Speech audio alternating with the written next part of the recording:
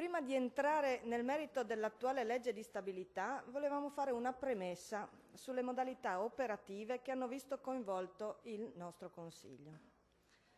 In quest'ultimo mese e mezzo abbiamo visto freneticamente calendarizzare lavori di Commissione ed Aula per affrontare una molteplicità di provvedimenti molto impegnativi e dalle importanti ripercussioni sul futuro della nostra Regione e dei nostri cittadini, tutti di iniziativa giuntale, quali la riforma del comparto unico, il superamento delle province, le leggi su commercio e turismo e anche un assestamento bis.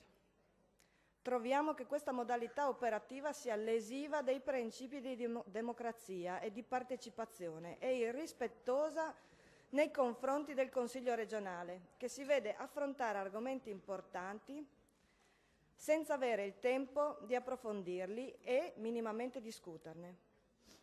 Oltre a non essere stato concesso alle commissioni il tempo minimo necessario ad affrontare la legge di stabilità e la copiosa documentazione a corredo, si subisce, nonostante le serie difficoltà già riscontrate l'anno passato, l'inerzia nel rivedere la procedura per affrontare in modo compiuto tutte le parti che compongono la manovra.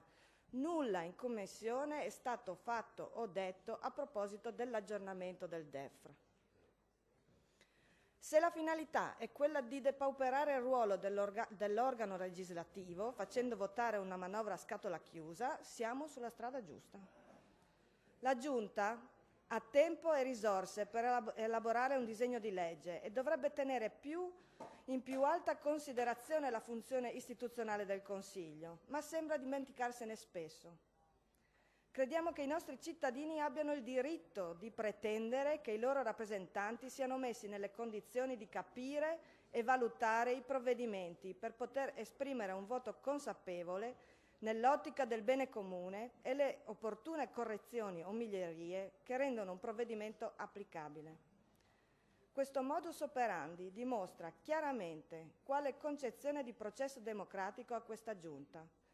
Prende le decisioni senza lasciare spazio al dialogo e al confronto, non solo con le opposizioni, ma neanche con la propria maggioranza, e abbiamo assistito a interessanti scenette in Commissione. I fatti recenti dimostrano che gli italiani non gradiscono le marce forzate e l'esercizio della democrazia a suon di 50% più uno dei voti, credere di portare in sé l'ultima verità, porta spesso a rovinosi scontri con la realtà. Entrando nel merito, vediamo uno stanziamento pari di 3.724.500.000 che consta circa 300 milioni in più rispetto allo scorso anno, conseguenza dei nuovi principi contabili relativi al pareggio di bilancio e del trasferimento di alcune funzioni delle province alla Regione con annesse alcune componenti di gettito. In linea con le necessità introdotte dalla nuova disciplina causata dalle necessità del cosiddetto pareggio di bilancio, sono stati stanziati tutti i fondi di parte corrente con il beneficio che per l'intera struttura amministrativa finanziata, dagli enti locali alla sanità agli enti funzionali, sarà possibile programmare con precisione le attività di tutto l'anno. Allo stesso modo anche una parte dei fondi destinati agli investimenti trovano programmazione in questa manovra, riservando ai prossimi assestamenti l'ultimo avanzo accertato ancora possibile e le riprogrammazioni necessarie a portare a compimento gli adempimenti richiesti dalla normativa a partire dal 2018. Passando al dettaglio degli articoli, all'articolo 2, attività produttive, si evidenzia che la scelta di voler approfittare della programmazione europea e spingere i nostri imprenditori a usufruire dei finanziamenti del Porfes ha come risultato che molti dei canali contributivi individuati da Rilancia Impresa vengono ora azzerati, confermando quelle che erano le nostre perplessità sulle scelte di quella legge, che non abbiamo appoggiato, fra l'altro, anche a seguito dei numerosi canali contributivi individuati, invece di concentrarsi su poche e innovative misure. Il fatto di doversi affidare ai contributi europei non può certo dirsi una semplificazione per le nostre aziende, considerate le difficoltà, anche burocratiche, che ci sono per accedere ai bandi europei. Le PMI della nostra regione sono molto sensibili all'innovazione e lo dimostrano anche le numerose domande di chi cerca figure professionali cui appoggiarsi, e bene fa la Giunta a scorrere una graduatoria per soddisfare le richieste di temporary manager. Rimaniamo perplessi, però, sulla conferma di un ulteriore contributo al comune di Socchieve per la realizzazione di una centralina idroelettrica sul Rio Grasia, soprattutto perché, nonostante le richieste di delucidazioni in commissione, non ci è stato riferito di che tipo di impianto stiamo parlando, di quale potenza e neppure se gli stanziamenti saranno sufficienti a coprire tutta la spesa per realizzare un'altra opera di presa in un territorio già abbondantemente sfruttato dal punto di vista idroelettrico. È giusto ricordare che non sempre rinnovabile e sostenibile sono sinonimi.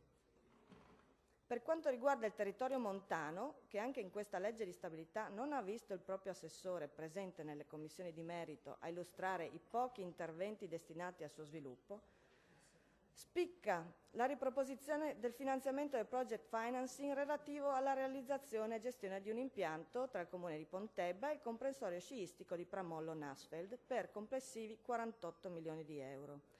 Credo che questo verrà reiterato per sempre in queste leggi di stabilità.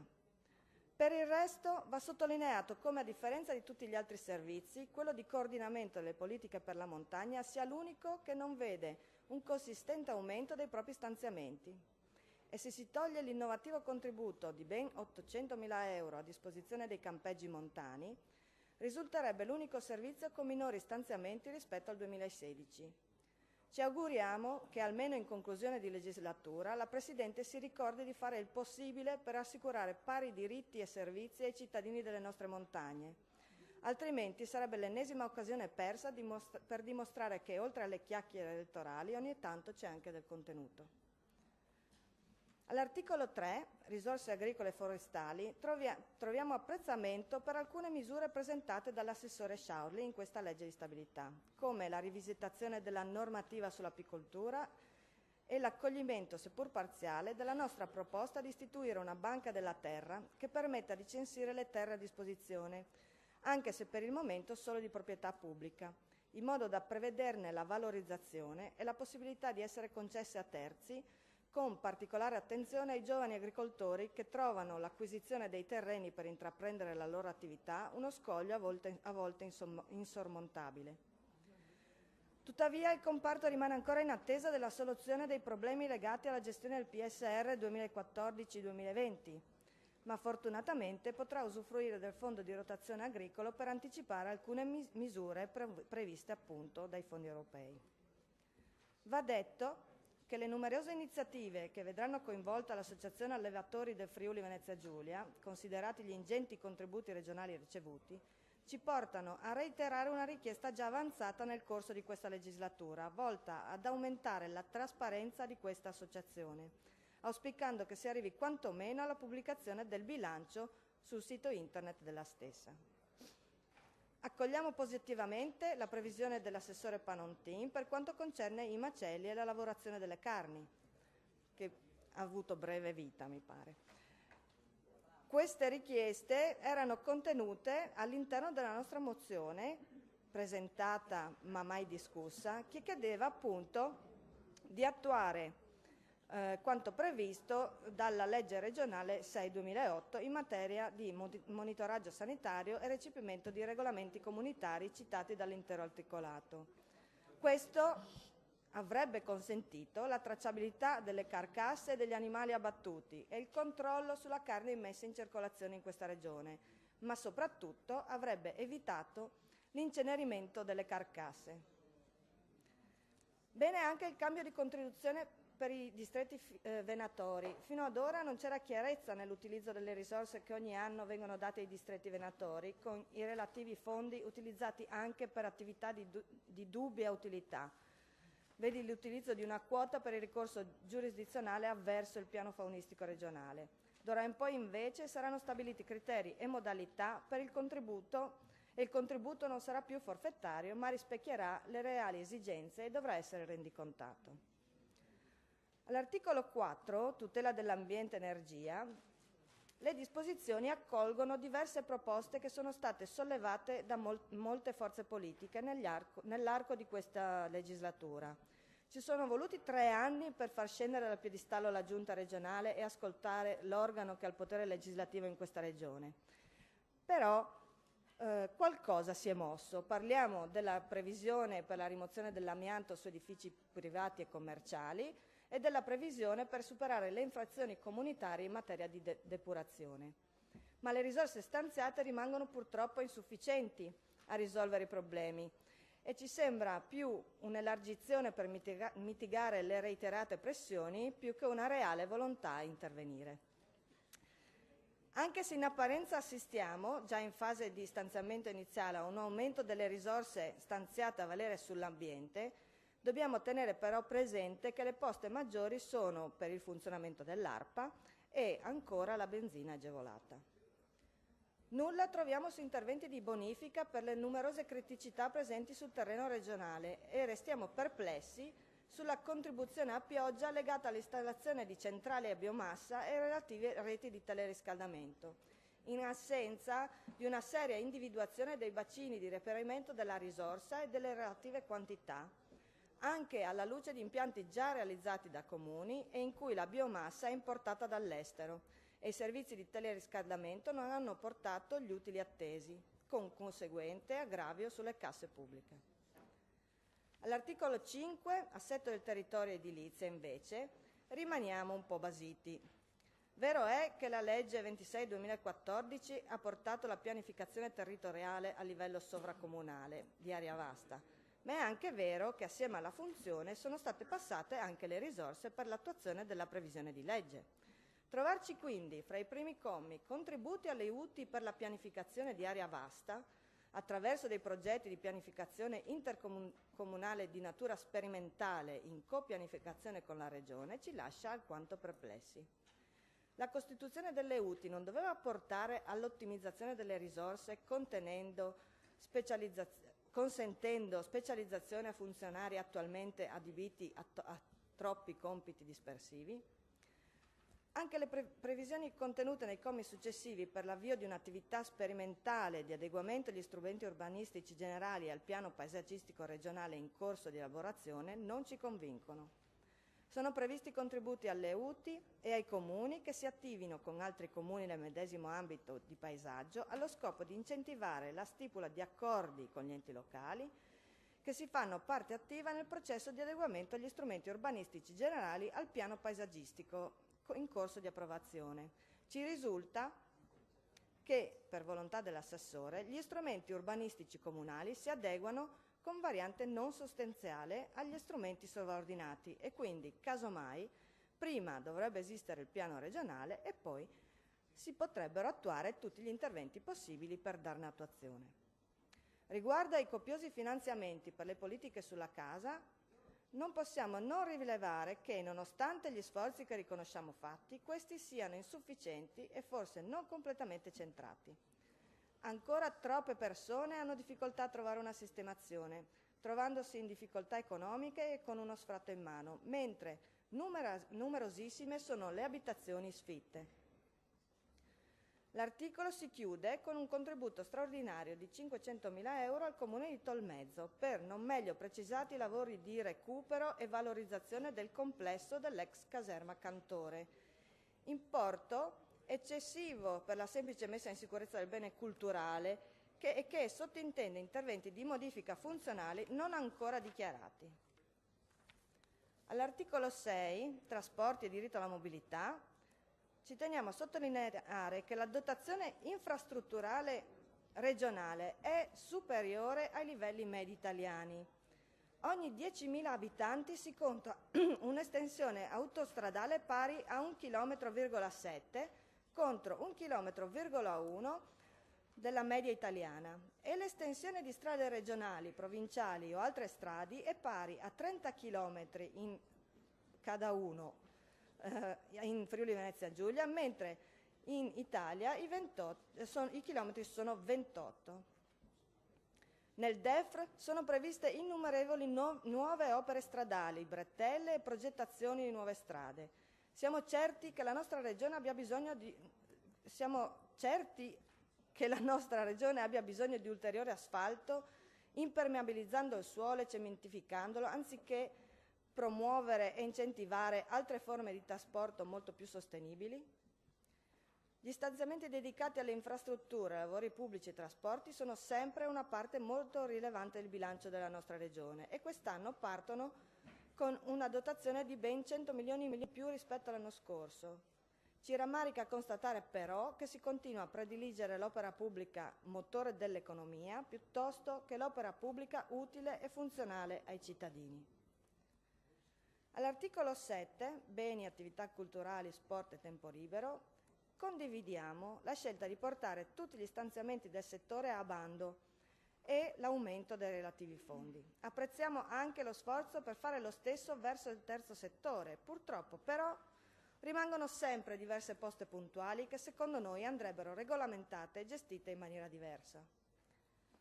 Apprezzabili gli investimenti nel settore dello sport, in particolare nelle attività, negli eventi e nell'impiantistica sportiva. Peccato che a questi non corrisponda un adeguato investimento per agevolare la pratica sportiva di famiglie e minori, specialmente visto il prolungato periodo di difficoltà economica. È facile riempirsi la bocca di prevenzione e diffusione di abitudini di vita corrette, più difficile offrire un'adeguata educazione motoria scolastica o abbattere gli ostacoli economici alla pratica sportiva.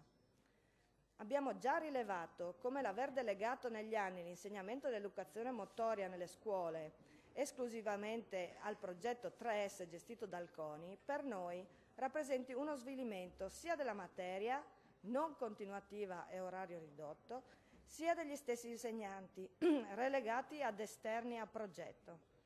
A ciò si aggiunge un investimento oggettivamente esiguo, nonché legato alla richiesta o meno di attivazione del progetto da parte della scuola.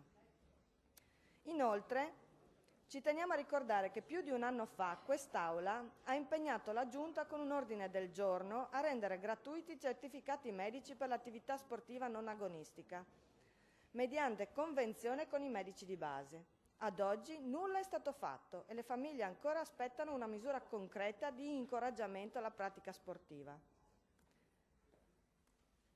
Con emendamento della Giunta, arrivato in prima commissione integrata, vengono concessi 2 milioni di euro al Comune di Palmanova per sostenere l'intervento integrato già finanziato dal Ministero secondo protocollo d'intesa siglato il 16 marzo 2016 per la conservazione e valorizzazione della fortezza di Palmanova. Ci domandiamo come mai la somma non sia stata già prevista in assestamento precedente, ma soprattutto come mai questa somma non sia stata prevista all'interno del documento di economia e finanza regionale. All'articolo 8, istruzione, lavoro, formazione e politiche giovanili, pur rilevando il leggero aumento di fondi, non possiamo che ripetere quello che andiamo dicendo ormai da più di 3 anni.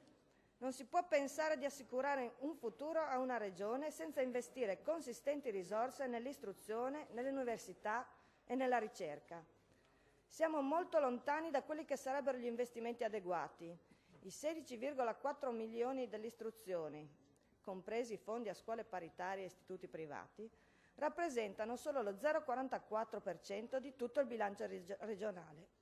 I 22,2 milioni della formazione professionale sono lo 0,60%, i 16,3 milioni della ricerca lo 0,43%. In tutto, istruzione, formazione e ricerca rappresentano appena l'1,47% del bilancio totale. Troppo poco per una regione che ambisce a essere veramente speciale e a ritagliarsi un ruolo nel futuro economico e sociale del Paese. A proposito di parità e di diritto allo studio, questa amministrazione a oggi non ha nemmeno avuto la forza di intervenire per sopperire alla cronica carenza di personale di sostegno scolastico, né per affrontare una soppressione degli anticipi di cassa sui fondi statali, misura riservata agli istituti paritari, nonché unica vera specialità che ci contraddistingue dal resto delle regioni italiane. E infine notiamo, in controtendenza ad altri assessorati, che proprio in questo articolo, su questo argomento, si istituzionalizzano delle poste puntuali.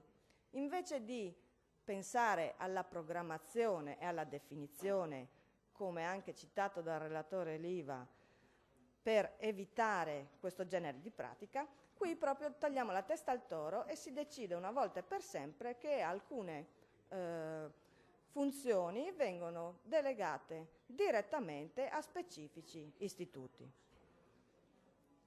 All'articolo 9, Salute e politiche sociali, come dichiarato nella nota di aggiornamento del DEF, la spesa corrente per il settore sanitario del 2015 si è attestata a 2,3 miliardi di euro, in calo per il terzo anno consecutivo dal 2013, dell'1,1% rispetto all'anno precedente. Con questa manovra, in controtendenza rispetto agli anni precedenti, si aumenta la spesa corrente di circa 90 milioni, in parte per compensare la spesa di farmaci innovativi, in parte per le risicate nuove assunzioni, nonché per l'auspicato aumento contrattuale. Visti i rendiconti economici del secondo quadrimestre 2016, in diverse aziende che presentano proiezioni di perdite per oltre 10 milioni di euro, che l'assessore comunque ha minimizzato qualificandoli come fisiologici, ci chiediamo quale sia il costo di questa riforma sanitaria che, non riuscendo ancora a garantire servizi adeguati e condizioni di lavoro adeguate e un equo trattamento per il personale, rischia di trascinarci in un profondo rosso. Si assiste anche a un ulteriore intervento sulla legge 9/2016 finalizzato al superamento dei rilievi ministeriali, ma che comunque non risolve in via definitiva tutte le criticità del comparto educatori. Nel constatare che iniziano timidamente ad essere accolte le nostre proposte in tema di sostegno al reddito, ci auguriamo che anche sulla riforma sanitaria questa Giunta non si limiti a tagliare nastri dei nuovi centri di aggregazione dei medici di medicina generale, ma si concentri sulla soluzione delle molte criticità ancora negate, ma che emergono quotidianamente e gravano sui cittadini. Ci si augura infine, relativamente ai contributi dichiarati straordinari, che la Giunta ripresenta annualmente in favore delle associazioni, che dette misure trovino miglior collocazione, evitando, anche qui come sempre, le solite poste puntuali. Infine, non possiamo concordare sull'importante taglio dello stanziamento per l'abbattimento del superticket. In merito riteniamo che una politica opposta, che corrisponde oltretutto alle promesse elettorali della Presidente, diretta a tagliare il superticket a tutti i cittadini della Regione, meglio risponderebbe alle necessità di tutti, non solo in favore delle famiglie in difficoltà, ma anche per rendere meno vantaggioso il ricorso a strutture private, che evidentemente traggono profitto dal balzello che grava sulle prestazioni del servizio sanitario pubblico. All'articolo 10, ho quasi finito, il sistema delle autonomie locali e coordinamento della finanza pubblica, assistiamo come di consueto alla ripartizione dei fondi alle autonomie locali e alcuni aggiustamenti necessari a seguito della soppressione delle province. All'articolo 11, servizi istituzionali generali e di gestione, trovano spazio invece le norme che potranno consentire la costituzione di una nuova società in-house per la gestione dell'autostrada, attualmente in concessione a Autovie Venete, oltre alla ripostazione della somma necessaria per un'eventuale cartolarizzazione delle sofferenze di Banca Credito, portata a 38,5 milioni di euro in Commissione.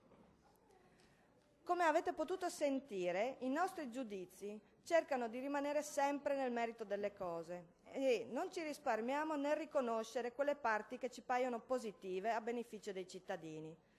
Ma dobbiamo rilevare che la Giunta, anche per questa legge di stabilità, non ha perso l'usanza delle poste puntuali che spaziano in ogni materia, ed è per questo motivo che porteremo come emendamenti le parti più significative della nostra proposta di legge sulle norme puntuali recentemente depositata. Diversamente dal solito, però, annunciamo fin da subito e a prescindere il nostro voto contrario a questo provvedimento, perché le modalità che hanno portato ad affrontare quella che è la spina dorsale delle politiche in questa regione ci ha offeso, stancato, indignato una volta di troppo. La nostra Costituzione prevede che alle opposizioni sia dato ogni possibile modo di esaminare, valutare e anche contestare, non solo per ovvie garanzie democratiche, ma anche e soprattutto per una fattiva e leale collaborazione tra i rappresentanti eletti dei cittadini. Questo è il ruolo che la Costituzione repubblicana e quindi anche lo Statuto di autonomia della nostra Regione attribuiscono insindacabilmente alle opposizioni. Riteniamo inutile, offensivo e indecente continuare a comportarsi come se ciò non fosse. Della stessa opinione risulta almeno il 61% dei cittadini di questa Regione, attraverso la sonora bocciatura della riforma costituzionale che perseguiva la medesima involuzione autoritaria a cui purtroppo già stiamo assistendo da tempo. Forse la Presidente dovrebbe rivedere il suo concetto di governo. Di certo ne ha la necessità la Regione Friuli-Venezia Giulia, che meriterebbe il debito rispetto, se non altro per i valori di solidarietà, operosità e onestà che hanno sempre contraddistinto l'operato dei nostri cittadini.